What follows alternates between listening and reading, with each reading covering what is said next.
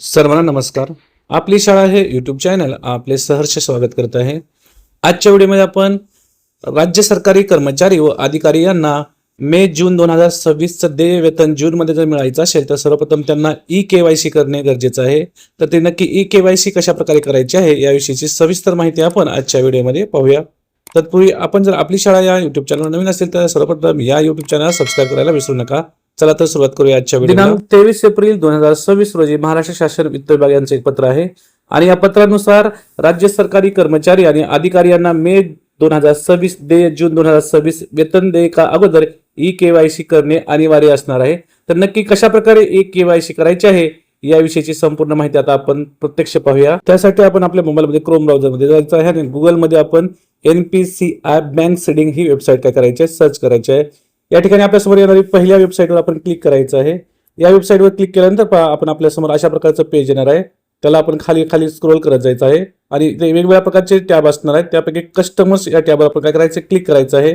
Customer या टॅबवर आपण क्लिक केल्यानंतर या ठिकाणी आपल्याला वेगवेगळ्या प्रकारचे टॅब दिसणार आहेत. त्यामध्ये आपला आधार सीडिंग स्टेटस यावर काय करायचं आहे क्लिक करायचं आहे. आधार सीडिंग स्टेटस या टॅबवर क्लिक केल्यानंतर आपल्यासमोर अशा प्रकारचं एक पेज येणार आहे. यामध्ये आपण स्क्रीनच्या डाव्या साईडला जर पाहिलं तर आपल्यासमोर वेगवेगळ्या प्रकारचे टॅब आहेत. यामध्ये आधार सीडिंग तसं डी सीडिंग कशा प्रकारे करायचं आहे, अकाउंट डिटेल्स आहे. तर आपण सर्वप्रथम आपला नक्की आधार कार्ड नक्की कोणत्या अकाउंटला आपलं आता जोडलेलं आहे ते समजून घेण्यासाठी आपण सर्वप्रथम अकाउंट डिटेल्स या टॅबवर क्लिक करायचं आहे. अकाउंट डिटेल्स या टॅबवर क्लिक केल्यानंतर आपल्यासमोर अशा प्रकारचं एक पेज येणार आहे. या ठिकाणी सर्वप्रथम आपला आधार नंबर या ठिकाणी टाकून घ्यायचा आहे.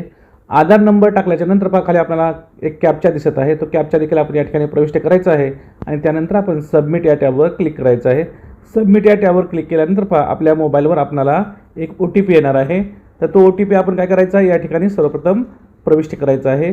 OTP प्रविष्ट केल्यानंतर आपण कन्फर्म या टॅबवर काय करायचं क्लिक करायचं आहे. कन्फर्म या टॅबवर क्लिक केल्यानंतर आपलं आधार नक्की कोणत्या बँकेशी आपल्याला संलग्न आहे ते या ठिकाणी समजत आहे.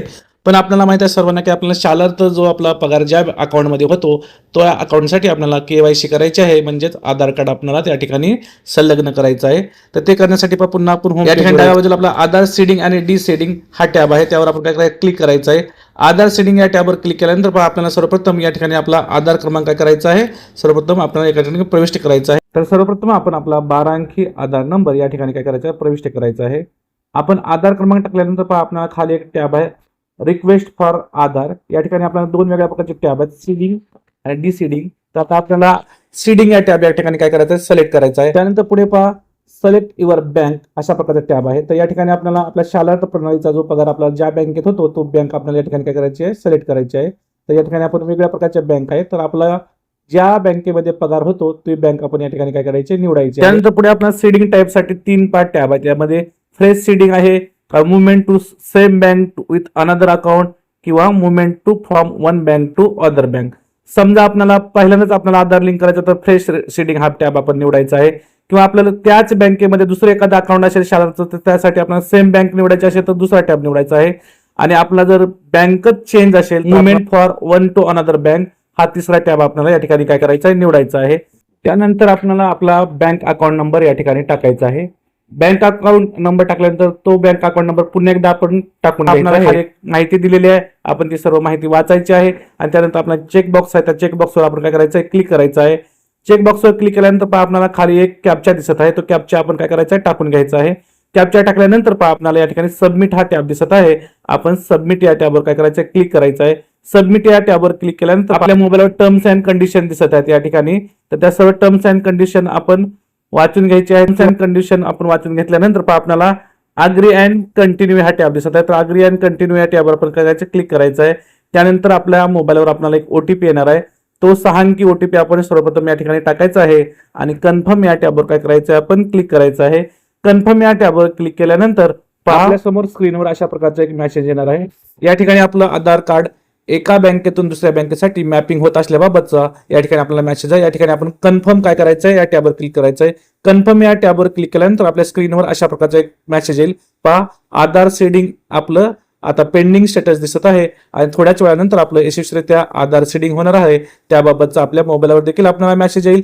तसेच स्क्रीनवर देखील आपल्याला मेसेज दिसणार आहेत. आपल्या मोबाईलवर आपल्याला एक मेसेज आला असेल त्या ठिकाणी आपलं आधार यशस्वीरित्या आपण शालार्थ प्रणालीची जे अकाउंट आहे त्या ठिकाणी आपलं सीडिंग केल्याचा मेसेज अशा प्रकारे आपल्याला प्राप्त होणार आहे. तो आपण या ठिकाणी स्क्रीनशॉट देखील काढून घेऊ शकतो.